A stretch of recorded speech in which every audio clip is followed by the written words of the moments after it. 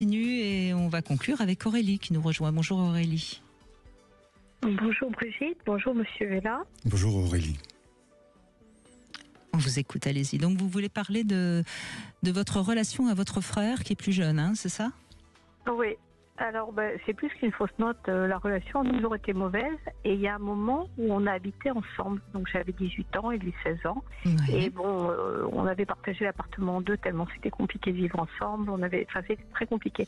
Et moi je traversais une très mauvaise phase et de toute façon j'ai jamais pu compter sur lui, il ne voulait pas, c'est très compliqué. Bref. Et donc à 18 ans et 16 ans, vous quittez le domicile des parents pour vivre tous les deux dans un appartement, c'est ça? Non, en fait, mes parents sont partis et on s'est retrouvés dans l'appartement. D'accord, tous les deux avec et les parents qui partent. Bon. Voilà, et parmi les nombreuses erreurs que j'ai faites, c'est que j'ai essayé de remplacer ma mère. Et bon, il n'aurait pas fallu, mais moi j'ai essayé de faire ce que je pouvais. Enfin, je me suis très mal débrouillée, mais je crois que l'antagonisme était très ancien. Enfin, je dirais. En tout cas, c'était une belle. Enfin, ça part d'une belle grandeur d'âme de vouloir protéger votre petit frère qui a 2 ans de moins que vous, même si c'était peut-être une erreur, mais enfin, c'est plutôt. Enfin, on a plutôt envie de dire que c'était une belle action. Et puis c'est naturel. C'est gentil, parce que vraiment, il l'a jamais perçu comme ça en tout cas, et ça a toujours été vraiment. Je regrette parce qu'il est mort maintenant, donc je regrette d'autant plus. Je sais pas, je regrette énormément de choses. Mais en tout cas, ça m'a appris quelque chose, puisque c'est le thème de l'émission. J'aime bien cette idée que, bon, nos relations étaient compliquées, mais il m'a appris une chose très importante ce jour-là. C'est que bon, j'ai fait une tentative de suicide comme on fait à 18 ans, c'est-à-dire des trucs idiots, on essaie d'appeler au secours, voilà. Je crois pas que j'avais vraiment envie de mourir, mais en tout cas, j'ai fait la bêtise d'appeler un ami à moi et de lui dire je m'en vais, ciao, etc. Ce qu'il faut pas faire. Les fois d'après, quand j'ai refait des tentatives, cette fois-ci, j'ai plus prévenu les copains, ça m'a servi de leçon. Donc voilà, et le copain avait mes clés, il a débarqué à la maison. Tout ça, mon frère n'en s'en est même pas rendu compte. Je crois qu'il était même pas là, il était avec des copains, il était ailleurs. Bref. Le type sort de là, m'emmène à l'hôpital, etc. Et puis, 1 mois, 2 mois, 3 mois après, on s'engueule avec mon frère et je lui raconte ça. Je dis, tu te rends compte que je me suis ouvert les veines à 10 mètres de toi et que tu t'en fous, tu t'en fous, t'en as rien à faire de moi, etc. Et là, il est devenu vert. Il m'a engueulé comme du poisson pas frais. Il m'a dit, mais t'as pas honte de dire des choses pareilles, mais tu te rends compte de ce que ça te fait. Et t'es vraiment... Voilà. Et je suis restée interdite. Parce que vraiment, ça l'avait terriblement choqué. Et ce jour-là, j'ai compris qu'il y avait certaines choses qu'on ne pouvait pas dire. C'est-à-dire qu'on pouvait s'engueuler, comme du poisson pas frais, mais il y a des choses à ne pas dire. Et dans mes relations ultérieures avec des hommes, notamment, parce que mon frère était très masculin, j'ai appris à m'engueuler, mais avec classe, c'est-à-dire à balancer ce que j'avais à dire, mais en veillant à ne pas passer certaines lignes rouges, et en faisant très attention à certains sentiments, notamment que les hommes, pardon, je généralise, n'arrivent pas à affronter certaines choses. Et notamment, le mal qu'ils font, ils n'arrivent pas à l'affronter. Et j'ai fait très attention. Ça m'a beaucoup servi. Mais c'est intéressant parce que là, vous avez une interprétation de la réaction de votre frère. Moi, j'interprète plutôt qu'il était tellement malheureux à l'idée que vous ayez pu penser qu'il s'en foutrait que vous ne soyez plus là. De toute façon, ça n'a absolument pas changé sa façon de fonctionner avec moi, puisqu'il m'a toujours gardé à distance. Mais il a toujours réagi comme ça. Je me rappelle avec ma mère, quand ma mère a eu un très gros accident et je me suis beaucoup occupée d'elle. Et j'ai envoyé des photos à mon frère pour le rassurer, parce qu'elle était atteinte au cervical, c'est assez spectaculaire. Et mon frère, évidemment, n'était pas là, c'est moi qui ai géré. J'ai envoyé des photos pour le rassurer. Et il me répond par retour de mail, t'as pas honte de m'envoyer des photos aussi violentes, je peux pas affronter ça. Ben oui, donc, c'était intéressant.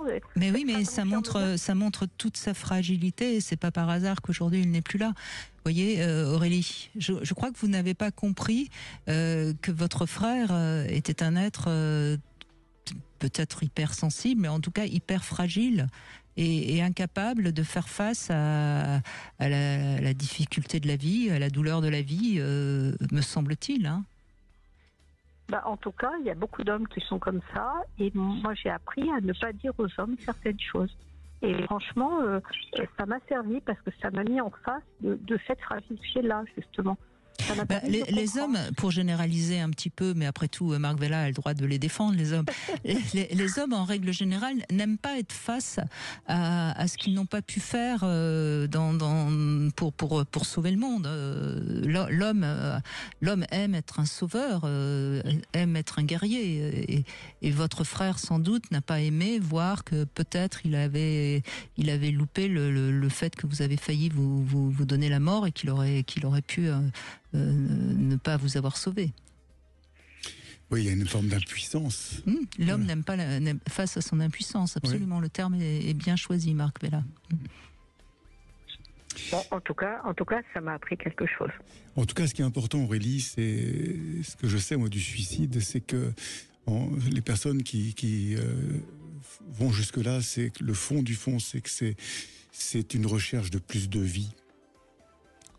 Voilà, c'est quelque part, il y a une insatisfaction, voilà, dans ce réel, et chercher plus de vie ailleurs. Et pour moi, ce plus de vie que l'on recherche, il est bien sûr légitime, et peut-être que c'est justement en s'accordant la vie. Voilà, peut-être c'est ça qui est important, Aurélie, c'est aujourd'hui de vous accorder ce droit à vivre, à jouir de la vie, parce que ça nous est donné à tous, et de ne plus en avoir honte, de ne plus en avoir peur, et de ne pas attendre de l'homme ou de qui que ce soit, d'ailleurs, une autorisation. Voilà, la vie, elle est pour vous, vous avez le droit de vivre, et ça ne dépend de personne, sinon que de vous-même. C'est chouette ce que vous dites. C'est chouette cette idée que le suicide, c'est un désir de vie, c'est intéressant, c'est vrai, c'est très vrai. Mais je crois qu'il faut surtout comprendre que lorsqu'on se suicide, c'est pas du tout qu'on a envie de mourir, c'est que la vie ne nous convient plus. Et qu'on cherche plus de vie. Et donc c'est une manière très positive de voir le suicide. En effet, on cherche plus de vie. Pourquoi pas, oui. Mais mais c'est sûr, on cherche plus de vie parce qu'il y a une désespérance aujourd'hui cette réalité du monde. Je suis désolé d'y revenir, mais c'est incontournable. L'individu, nous ne sommes pas dissociés, je dirais, de ce qui se passe sur la planète, et donc cette désespérance, elle est tout à fait logique. Et souvent, moi je le vois dans les stages, je reçois beaucoup de jeunes qui sont face à ce monde qui se ferme au possible. Brigitte, rappelle-toi, quand nous avions, dans les années 70-80, nous avions 25 ans, tout était possible. Oui, mais je crois, j'entends ce que vous dites, et je sais que il y a beaucoup de jeunes qui sont anxieux, et l'anxiété est en nette augmentation. Je crois qu'il y a aussi une chose qu'il faut comprendre, lorsque on n'a pas tout à fait le même âge. Je crois que je suis un peu plus âgé que vous, enfin de quelques années, même qu'importe.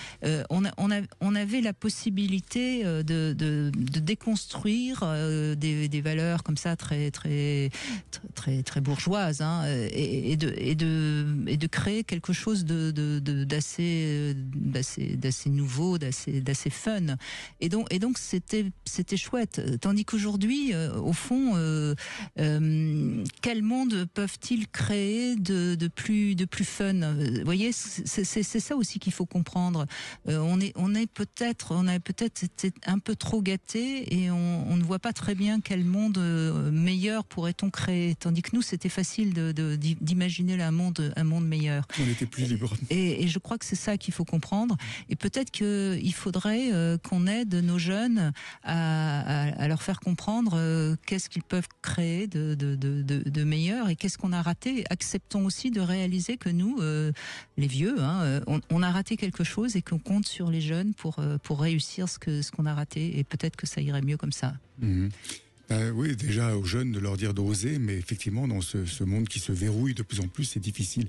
J'ai une question, Aurélie. Je suis désolée, on n'a pas le temps de redonner la parole à Aurélie, parce que l'heure c'est l'heure, et voilà. Mais en tout cas, merci Aurélie de ce témoignage difficile qui montre aussi que on peut même de choses très difficiles en faire, avoir de la bienveillance, pour reprendre le terme de Marc Vella.